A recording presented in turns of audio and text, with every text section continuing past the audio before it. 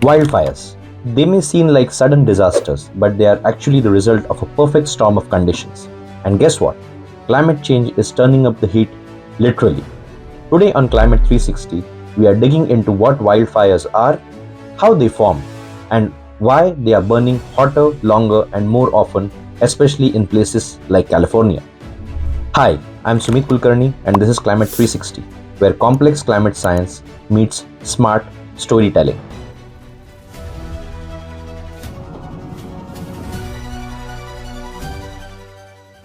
Chapter 1. What is a wildfire and how is it formed?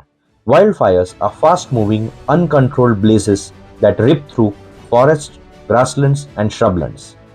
Behind every wildfire lies a simple formula, the fire triangle: fuel, heat, and oxygen.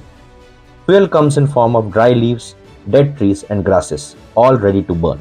Heat might come from a lightning strike, an unattended campfire, and even a spark from a machine. And oxygen? It's everywhere, constantly feeding the flames and helping fire grow.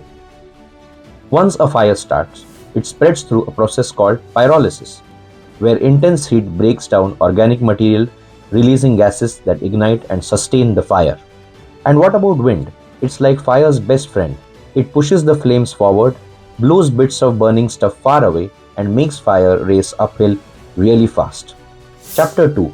How is a wildfire measured and where are the hotspots? So, how do we measure a wildfire's power? Experts use the Fire Danger Rating System or FDRS.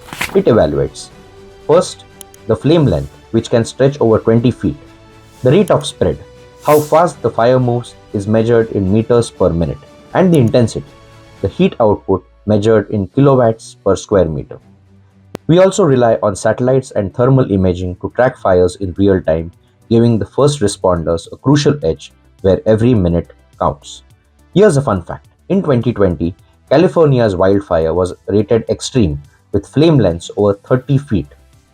And when it comes to the wildfire hotspots, a few regions stand out over the past 2 decades. First is the California and the Pacific Northwest, where the years of drought and rising temperatures have fueled megafires. Australia, which saw catastrophic bushfires in 2019-2020 Black Summer. Southern Europe, especially Greece, Spain, and Portugal, all hit hard by heat waves and fast-moving fires. And the Amazon, where deforestation and dry seasons have sparked fires that threaten the planet's largest rainforest. Chapter 3. Climate Change and Wildfires.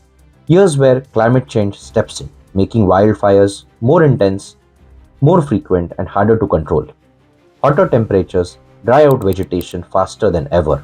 Long droughts make forests ready to catch fire easily, and extended fire seasons give fires more time to ignite and spread. Here's a quick snapshot of the changes in California in recent years. California summers are about 3 Fahrenheit hotter than in 1970. Fire season has grown by roughly 75 days, and more than 130 million trees have died from drought and pest, leaving behind mountains of fuel. These aren't just bad fires, these are the fingerprints of changing climate. Chapter 4. Here's a case study of the California Megafire. Let's look at one fire that made history. In August 2020, a lightning storm struck California's Mendocino National Forest. That spark ignited what became known as California's Megafire, a blaze so massive that it broke every record. The Mendocino Complex fire became the second largest wildfire in California's history Monday. It has already burned hundreds of thousands of acres, and crews are struggling to contain it. It torched over 1 million acres, forced thousands to evacuate, and drew in firefighters from across the country. This wasn't just a wildfire. It was a climate-fueled megafire. Chapter 5. Are wildfires ever good? And here's a twist. Not all wildfires are bad. In fact, some ecosystems depend on them. Wildfires clear away dead vegetation, return nutrients to the soil, and make space for new life. They help control pests like bark beetles. They allow sunlight to reach the forest floor, and they leave behind nutrient-rich ash that rejuvenates the soil.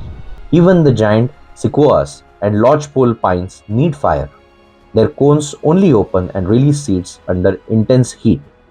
So while wildfires can be destructive, they also help nature reset and renew.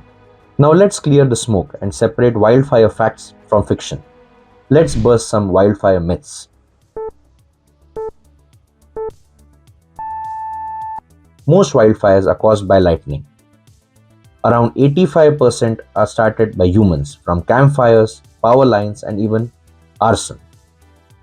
Wildfires only happen in hot and dry places. Even wet regions can burn after a dry spell. Nothing can stop a wildfire. With the right tools like fire breaks, water drops, and controlled burns, wildfire can be managed.